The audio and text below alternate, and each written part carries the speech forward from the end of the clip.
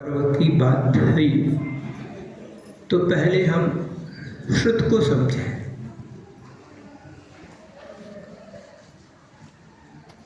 जो सुनकर तल्लीन जिसमें हुआ जाता है उसका नाम है श्रुत।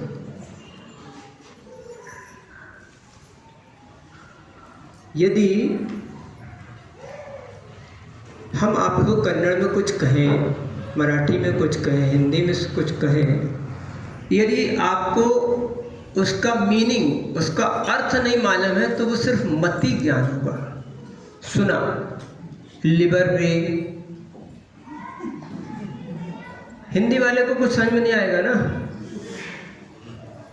आपको पता है इल्ली बरे मतलब यहाँ आइए, अल्ली हो रे, आदि आदि, तो इसके मीनिंग्स आपको पता है, इसलिए वो श्रुत कहलाता है। अर्थ से अर्थांतर का ज्ञान, मति ज्ञान के बाद अर्थांतर का जो ज्ञान होता है उसे श्रुत बोलते हैं। तो हम ये कहें कि लब्ध पर्याप्तक निगोदिया के अक्षरवे अनंतवे भाग रूप जो श्रुत ज्ञान है वो कैसे कैसे अक्षर रूप, पद रूप, समास रूप आदि होता है, और जाकर कोटि शतम द्वादश चैव कोट्यो लक्षान शीतिस्तरयानि चैव पंचाश दष्टौ च सहस्रसंख्या मेतच्युतम पंच। ये इतने रूप द्रव्य श्रुत होता है। आचार्य परमेष्ठी बोलते हैं कि इसके बाद जो भाव श्रुत बनता है और वह केवल ज्ञान के रूप में जाके अंतिम रूप में परिवर्तित होता है। यह ज्ञान का विकास कैसे कैसे होता है, वर्तमान में आज भी वह ज्यों का त्यों इन ग्रंथों में प्रतिपादित है, जिसे मैं अगर चर्चा करूं तो एक आध महीने की वाचना तो हो ही जाएगी। अब वह जो द्वादशांग और सर्वज्ञ का ज्ञान था, आचार्य बोलते हैं कि वो सर्वज्ञ का ज्ञान 7 भंग के रूप में है, और वह 7 भंग में भी कुछ कथ्य है और बाकी अकथ्य है। क्या कथ्य है? भगवान जो जानते हैं उसका अनंतवां भाग कह पाते हैं, और जो कहते हैं उसका अनंतवां भाग गणधर परमेष्ठी ग्रहण करते हैं, और जो गणधर परमेष्ठी ग्रहण करते हैं उसका अनंतवां भाग फिर कह पाते हैं। और इस कहने और सुनने की परंपरा में आज हम इस स्थान पर बैठे हैं। जो भी सुना जाएगा उसका अनंतवां भाग कहा जाता है। तो पूर्व में महाराजों ने आपको बहुत कुछ कहा कि वो द्रव्य शुद्ध कैसे केवली शुद्ध केवलियों के माध्यम से यहां तक आया। उस चर्चा को, कुछ छूटी हुई कुछ जोड़ी हुई चर्चाओं को पुनः करेंगे तो बहुत समय होता है, लेकिन अगर आपको पढ़ना सुनना है, शुद्ध पंचमी पर्व की जैसी महिमा कही गई है, आपको इन ग्रंथों को शुरू से आखिरी तक पढ़ना चाहिए और समझना चाहिए कि वो आगम हमारे पास कैसे उपलब्ध हुआ है। रात होने को है,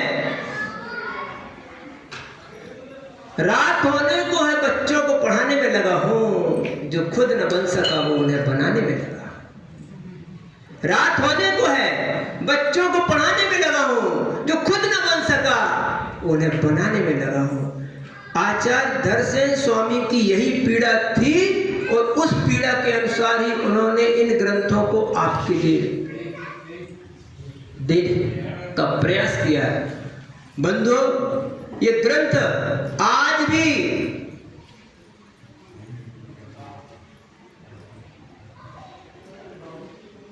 कारकल, मूलवर्ती, श्रवण बोलगुल आदि जैसे जगहों पर ताड़पत्र के रूप में मात्र सुरक्षित थे, और ऐसे ही अगरबत्ती लगाने और दर्शन करने के काम आते थे।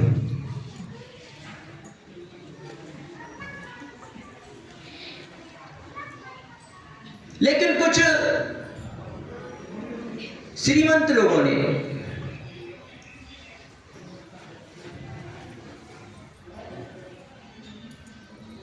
ये सत्य है कि इसी दक्षिण भूमि में अपना सामान संभाल के रखें। इसी दक्षिण भूमि में 6 माह तक जिनवाड़े की होली जलाई गई। 500 साधुओं को घानी में पेला गया। घानी समझते ना, एक लोहे का पत्थर का चक्का होता था और बैल उसे खींचते थे और जिस पर चूना रेत मिला के उसकी गारा सीमेंट बनाई जाती थी उसमें, अथवा जिससे आपका तेल आदि निकलता है, उस तेल और गन्ने की पेरनी में उन्हें पेल दिया गया। 500 साधुओं को। वो चित्र आज भी मंदिरों में या इतिहास में उपलब्ध है। आज भी ये जैन साधु झूठ नहीं बोल रहा। तो वो ग्रंथ उनने सुरक्षित रखे, पढ़े या ना पढ़े ये अलग बात है। लेकिन एक समय ऐसा आया, सन 1880, 70, 90 के आसपास ये श्रावक लोग दक्षिण भारत गए और वहां पर उनकी प्रतिलिपियां तैयार हो रही थी। दूसरी कॉपी पूरी पुरानी खराब हो रही है। लेकिन एक बात ध्यान रखना, मूल कॉपी तो मूल ही होती, जेरॉक्स की कोई कीमत नहीं है, फोटो कॉपी की कीमत नहीं है। लेकिन उस समय जेरॉक्स नहीं होता था, उसकी प्रतिलिपियां हाथ से होती थी। आज तो फोटो कॉपी करो 2 मिनट में 300 पेज, 500 पेज, 1000 पेज की भी कॉपी हो जाएगी। तो पंडित विद्वान जो कन्नड़ जानता था, हसा कन्नड़, हरे कन्नड़।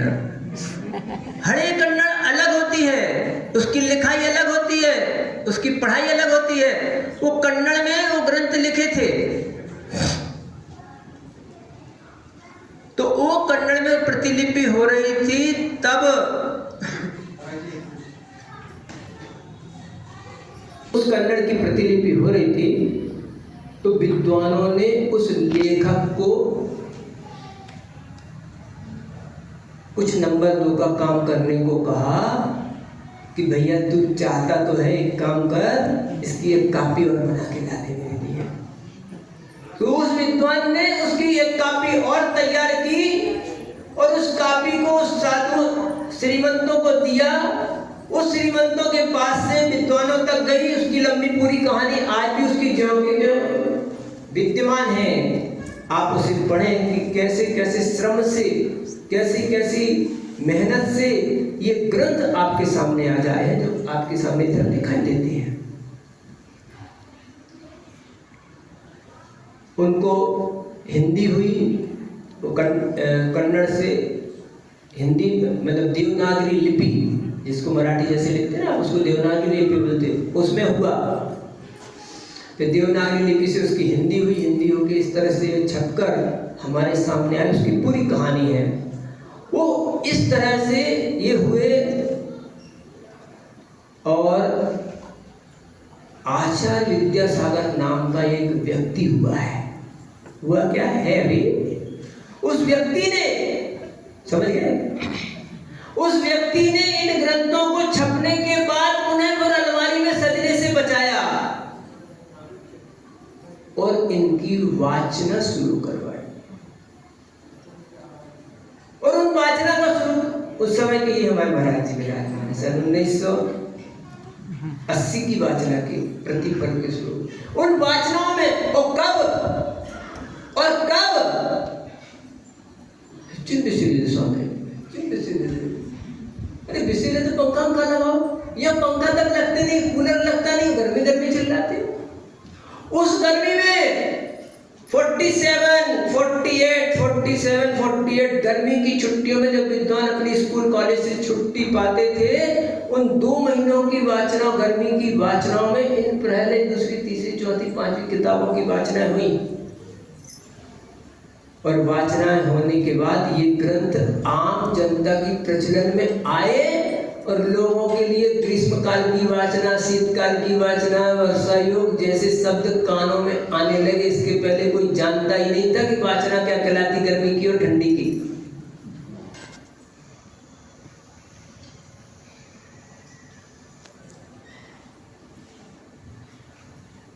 बंधु ये ग्रंथ पढ़ने के ध्यान रखना जाए, जो चीज पढ़ी जाएगी।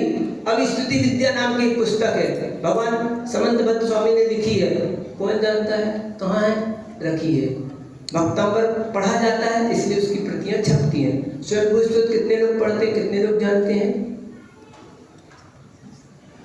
तो जो ग्रंथ पढ़ने में आएंगे, जो ग्रंथ सुने जाएंगे वही छपेंगे। आज समय सार, ग्रंथ, नियम सार, प्रवचन सार आदि पढ़े जाते हैं, तत्वार्थ पढ़ा जाता है, इसलिए उसकी प्रतियां मिलती हैं, छपती हैं। लेकिन जो ग्रंथ नहीं पढ़े जाएंगे वो एक दिन बाद ऐसे जीर्ण शीर्ण हो जाएंगे। फिर हमारे श्रावक आते हैं, हाँ जीर्ण हो गया, इसको क्या करना, कृष्णामाई दिल्ली हट रही है, उसको कृष्णामाई में छोड़ दो। कोई बोलेगा उसको माचिस की कड़ी लगा दो। लेकिन ध्यान रखना,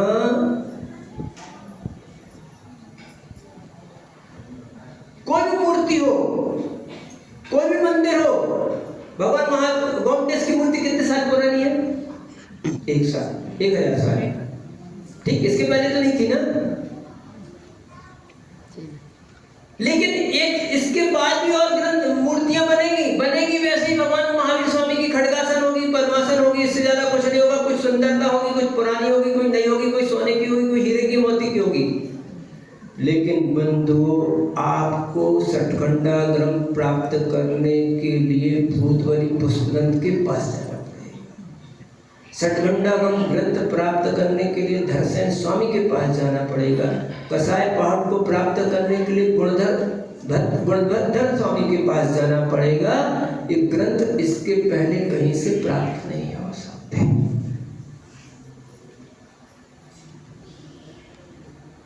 इसलिए अभी जो हमारे यहाँ पंडित विद्वानों ने, कुछ ब्रह्मचारियों ने एक वीड़ा चलाया, जो फटे फटे ग्रंथ हैं उठाओ और हमको दे दो, हम उसकी लुगदी बना देंगे, गला देंगे।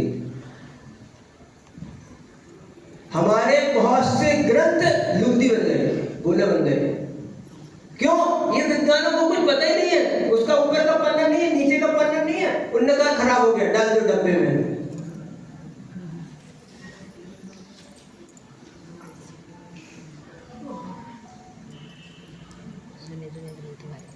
1800 साल के समय तक ये पक्का पता था कि सठखंडा ग्रंथ मूल बिद्री और श्रवण बिल्कुल में सुरक्षित है। आप हमें इस कंप्यूटर के जमाने में बता सकते हो आज संसार में कौन सा ग्रंथ उपलब्ध है और कौन सा ग्रंथ उपलब्ध नहीं है, कौन सा ग्रंथ समाप्त हो गया है, कौन सा ग्रंथ समाप्त नहीं हुआ, पता है आपको? बस खराब हो गया। उस न माली को पता है, न पुजारी को पता है, न पंडित को पता है, न श्रावक को पता। ऊपर का पन्ना फटा है, नीचे का पन्ना फटा, उसने थैली में डाल दिया। और वो भैया जी जो इकट्ठा कर रहे हैं, जब आप अपने यहाँ का एक बोरी, एक अलमारी नहीं सेट कर पा रहे, उनके यहाँ ट्रकों से माल पहुंच गया। कौन दादा सेट कर रहा है, जिसमें पुराना कौन सा है, नया कौन सा है, इसकी प्रति दूसरी उपलब्ध है कि नहीं है, ये वाकई में खराब हुआ है कि नहीं हुआ है? नमो आयरियाणम है कि नमो आयरियाणम? बोलो, कम बोलेगा। जब हम बोलते हैं तो कोई सुनते ही है, बोलते कोई नहीं। जन्म मृत्यु प्रमाण पत्र में अगर एक भी स्पेलिंग अगर गलत हुई है आपकी, तो आपका आधार कार्ड नहीं बन पाएगा, ध्यान रखना। जन्म मृत्यु प्रमाण पत्र में एक भी स्पेलिंग अगर गलत हुई है, एक ही जगह ई और एक ही जगह आई हो गया है, तो स्पेलिंग मिस्टेक में आपका आधार कार्ड नहीं बन सकता है। इसी प्रकार से भैया, अगर नमो आयरियाणम लिखा है तो नमो आयरियाणम ही पढ़ना पड़ेगा, वो 2000 साल पुराना कहलाएगा। नमो आयरियाणम लिख दिया तो वो आज का हो जाएगा। अगर तत्व शब्द में 2 ता लिखे जाते हैं तो 2 ता लिखोगे तो वो 2000 साल पुराना होगा, और 1 ता के साथ लिखोगे तो वो आज का सन 2020 का कहलाएगा।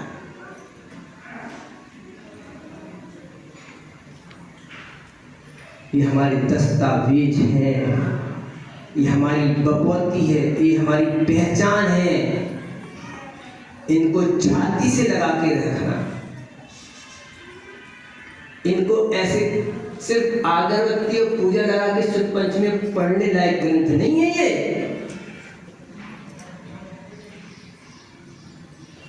इसलिए बंधु, हमें इन विशेष बातों पर ध्यान देना है कि ये ग्रंथ क्या है। निर्ग्रंथों के द्वारा लिखे जाए गए ही ग्रंथ को ग्रंथ बोलते हैं। ये पुस्तकें नहीं है, क्योंकि ग्रंथ पुल्लिंग है, पुस्तकें स्त्रीलिंग है। नपुंसक लिंग हो जाए। और भी हमारे संस्कृत विद्वान बैठे हैं, हिंदी में हम बोलते हैं, हिंदी में हम पुस्तक को स्त्रीलिंग बोलते हैं, संस्कृत में नपुंसक होता है ना। तो ध्यान रखना, ये ग्रंथ आपको प्राप्त हुए हैं तो इनको पढ़ना है, पढ़ाना है, इनका प्रचार प्रसार करना है, तो ही ये ग्रंथ सुरक्षित रहेंगे। और ये श्रवण आदि में क्या होता था, आप गए भंडार बस्ती, भंडार बस्ती देखिए, श्रवण गए, वहाँ एक मंच बनाया, ऐसा आने जाने का ये रास्ता, ये मंच बनाया, उस मंच पे उच्चारणाचार्य, इन्हीं ग्रंथों में लिखे हैं, व्याकरणाचार्य होता है, उच्चारणाचार्य होते हैं, आदि आदि कैसे आचार्य, वो उच्चारणाचार्य उच्चारण करते थे और सभी लोग खंबे के बाजू में अपनी अपनी कलम और वो ताड़पत्र और लोहे की कील, नुकीली कील से उसे लिखा जाता था। ऐसे करके एक बार में 10-10, 20-20, 25-25 ग्रंथ या जितने लोग बैठते थे वो लिखा करते थे। ऐसी इनकी प्रतिलिपियां था। तत्ती बब्बे नाम सुना होगा आपने, क्या करती थी, एक एक ग्रंथ की प्रतिलिपियां तैयार करवा कर एक एक जगह भिजवाया करती थी।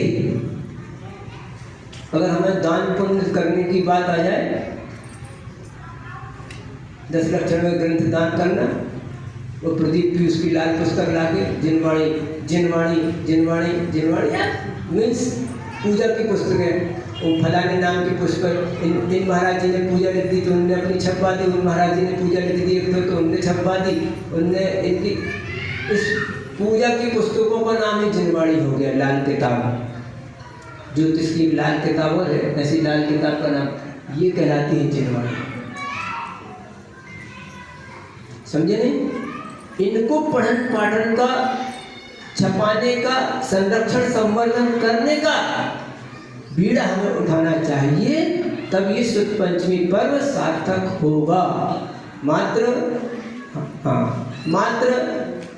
बैंड बाजा आरती लगा के शुद्ध पंचमी के दिन, ज्येष्ठ शुद्धि पंचमी को हमने पूजा कर ली, तो ये पूजा नहीं है। तो आप लोगों से बार बार निवेदन है, एक तो कुछ और भी था, थोड़ा बहुत स्वाध्याय प्रेमी जीव बचे थे, स्वाध्याय की परंपरा शुरू हुई थी, एक उसमें और लगा दिया गया, श्रावक नहीं पढ़ सकते, श्राविकाएँ नहीं पढ़ सकती, ये नहीं पढ़ सकता, वो नहीं पढ़ सकता, तो जो पढ़ने वाले थे वो भी पढ़ा। लेकिन एक बात और है, ठीक है, इन ग्रंथों को आपको पढ़ने पढ़ाने की योग्यता नहीं है, लेकिन इनको पढ़ने, इनको समझने योग्य कम से कम जीव कांड, कर्म कांड, लब्धिसार, छपड़ासार, तिलोपणति, तिलोकसार, प्रथमानुयोग के ग्रंथ, अध्यात्म के ग्रंथ, इनको 24 ठाना आदि ग्रंथों को तो कम से कम पढ़ने की योग्यता तक तो आपको आ जाना चाहिए। जिनकी छूट आपके लिए है, जिनकी स्वीकृति आपके लिए है, उन ग्रंथों को तो पढ़ने की आपको योग्यता बनानी चाहिए। और इस तरह इन ग्रंथों, बस ये देखना करो, जो जिंदगी भर से पूजा कर रहे हो, पूजा ही कर रहे हैं, कोई खड़े होकर कर रहा है, कोई बैठ के कर रहा है, कोई फूल की पत्ती के चक्कर में पड़ा है, कोई चंदन और इसके चक्कर में पड़ा है, लेकिन बस इससे ज्यादा आगे नहीं बढ़ पाया। वो किसी ने 1 प्रतिमा 2 प्रतिमा मतलब खाने पीने के त्याग को, कोई चक्की का, कोई पानी का, कोई नल का, कोई कुएं का, इसी में लगा है, तो उससे आगे नहीं बढ़ पाया। लेकिन स्वाध्याय के क्षेत्र में हम आज भी नगण्य हैं और पीछे से पीछे होते जा रहे हैं। और ध्यान रखना, बिना स्वाध्याय के आपकी प्रतिमा आपकी पूजा, आपकी सामायिक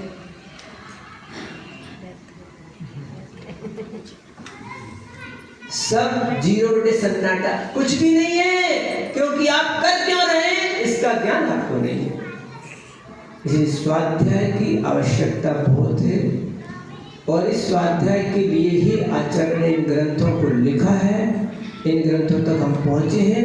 तो बंधु, आचार्य जी ने इन ग्रंथों को पठन पाठन को प्रचलन में लाने का प्रयास किया है, तो आप सबका भी कर्तव्य है कि वह जो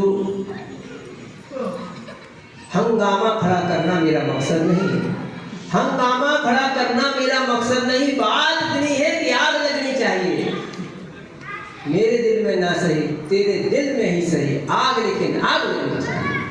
आचार्य ने जो आग शुरू की है वो आग बुझनी नहीं चाहिए, वो आग जलती रहनी चाहिए, उसकी परंपरा चलती ही रहनी चाहिए। बस अब आचार्य ने जब तक वाचना की हो गई फिर इसके बाद पठन पाठन आदि सब रुक गया। मैं एक और बात बताना चाहता था, हमारे जीवन में ग्रंथों के बारे में थोड़ी चर्चा करूं। हमारे यहाँ सठखंडा ग्रंथ को मूल ग्रंथ माना जा रहा है, जैसे महाराज जी ने भी कहा।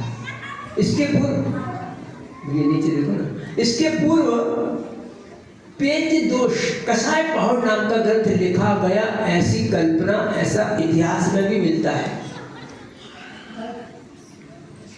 लेकिन ऐसा क्या बात है कि कसाय पहाड़ को बड़ा ग्रंथ क्यों नहीं माना जाता, इन ग्रंथों को बड़ा ग्रंथ क्यों माना जाता, जबकि ये बात के हैं। मुझे ऐसा लगता है जैसी कहानी, जैसा प्रस्तुतिकरण हमारे पास कसाय सठखंडागम का है, ऐसी कहानी ऐसा कोई इतिहास हमारे पास कसाई पहाड़ का नहीं है। और जब तक कहानी नहीं होती है तो रावण और राम कौन थे कैसे बताएं, आदिनाथ कौन थे, भरत बाबू कौन थे, जिनकी कहानी पता है वो पता है, बाकी 100 बच्चों का कहानी कहाँ है, 2 की पता है, बाकी किसी की नहीं पता है। नेमिनाथ की पता है, श्री कृष्ण की पता है, राम की पता है, बीच में जितने भगवान हुए उनके बीच में कोई कहानी नहीं है। तो इस कहानी की वजह से हो सकता है कि कसाय पहाड़ हम ज्ञान नहीं कर पा रहे हैं और सठखंडम पहले में आ गया है। तो अब समझिए, पहले सठखंडम के 6 खंड है ना, वो उनके नाम महाराज ने बताए थे, जीवठाण, खुद्दाबंध, बंध स्वामित्व विचय, वेदना और महाबंध, वर्णा, एक वर्ण, ऐसे। तो 5 खंड की टीका का नाम, 5 खंड की इन सठखंडागम के 5 खंडों की टीका का नाम है वीरसेन स्वामी ने जिसे 72,000 श्लोक प्रमाणित किया है, उसका नाम है धवला। समझे? सठखंडागम के 6वें खंड जिसका नाम महाबंध है, उस पर टीका नहीं है, वो भूतबली भगवान ने लिखा है, उसको लोग अपर नाम में महाधवला कहने लगे। और कसाय पहाड़ की टीका, उसका व्याख्यान, उस व्याख्यान को जय धवला कहा जाता है। इस तरह से धवला, जय धवला और महाधवला हो गया। धवला और जय धवला ये टीका ग्रंथ है, मतलब उसकी हिंदी की गई, व्याख्यान किया गया है। और महाधवला की टीका नहीं है, लेकिन उसको महाधवला कहने लगे हैं। इस तरह से धवला, महाधवला, जय धवला बोलो, अथवा धवला, जय धवला, महाधवला, ये ग्रंथ लिखे गए हैं। जैसे ये ग्रंथ हैं, इनकी 16 पुस्तकें हैं तुम्हारे भजन बराबर। कितनी? 16 पुस्तक। और कसाय पहाड़ की 16 और महाधवला की 6 या 7 पुस्तक। इस तरह से आगम की 16 दूनी 32 और 7 39 करीबन पुस्तकें बनती हैं। इन पर कर्म सिद्धांत आदि का वर्णन है। और कसाय पहाड़ ग्रंथ में मात्र मोहिनी कर्म की 28 प्रकृतियों का वर्णन है। अथवा कहें कि ये ग्रंथ जो है ये तत्वार्थ सूत्र की एक लाइन पर लिखे गए हैं। कितनी? एक लाइन पर 16 पुस्तक। सत संख्या चेतस्पसन कालांतर भावान बहुत, इसकी 16 पुस्तकें हैं ये। इसको बोलते सूत्र ग्रंथ। और 10वें अध्याय का पहला सूत्र और समय का छाप नहीं है, 10वें अध्याय का जो सबसे पहला सूत्र है मोहक्षयाज्ञान श्रवणात् छयाच केवलम बंधित भाव निरागम आदि। ये दो एक या दो सूत्र हैं, इनके ऊपर मोहक्षयाज्ञान दर्शनावरणांतरा छयाच केवलम इस एक सूत्र पर वो 16 पुस्तकें हैं। 28 मोहिनी की प्रकृतियों का वर्णन करने वाला कोई ग्रंथ है तो कसाय पावड़ है। और इस तरह से ये ग्रंथ बनता है हमारे अग्रायणी पूर्व के पंचम वस्तु के चौथे प्राभट तन प्राभट पर ये षट्कर्णक आदि ग्रंथ लिखे हैं। बंधु, हमने ये आपके जीवन में थोड़ी सी चिंगारी, लाइटर की चिंगारी डाली है। आपके अंदर अब आग जलनी चाहिए कि इन ग्रंथों में क्या लिखा है।